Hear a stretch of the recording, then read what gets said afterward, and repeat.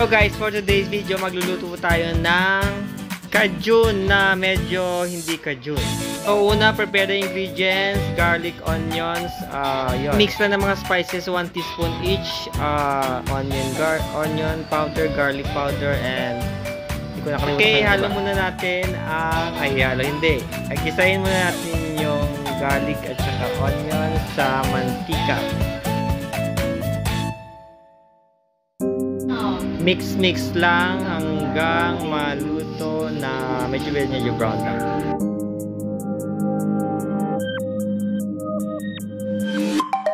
Okay, mix it well.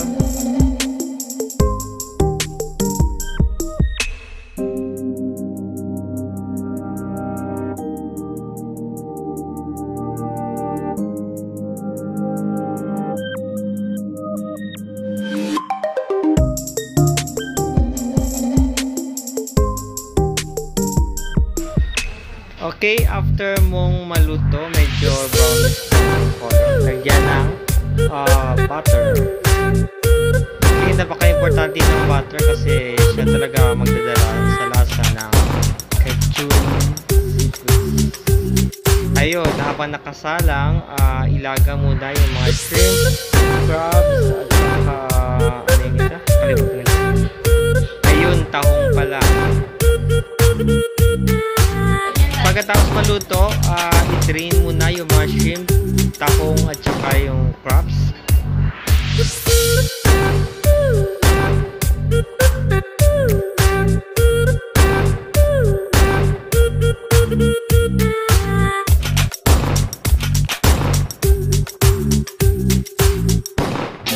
Ayun, nilagyan ko ng Sprite para wala lang.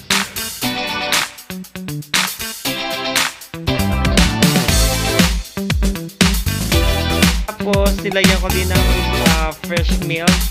Yun, pinandapat lang yung measurement.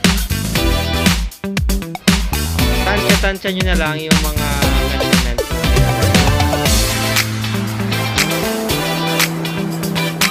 Gaya nung nagtapos ako ng asin.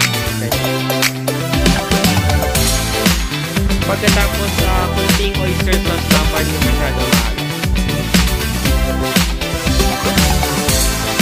Pagkatapos, ito naman brown sugar. Siguro mga 4 to 5 depende kada ano.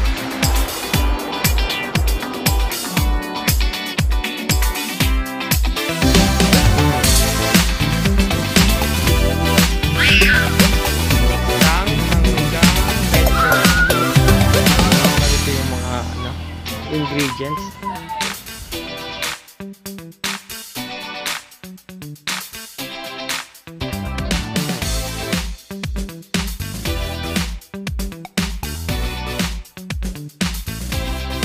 Okay, yung medyo nag-drain na, hinalo ko na yung mga shrimp, tahong at saka yung crabs.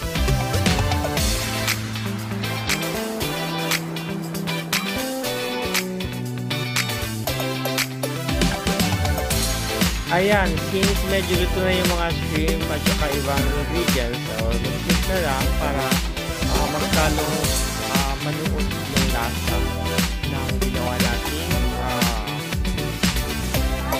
spices seasoning.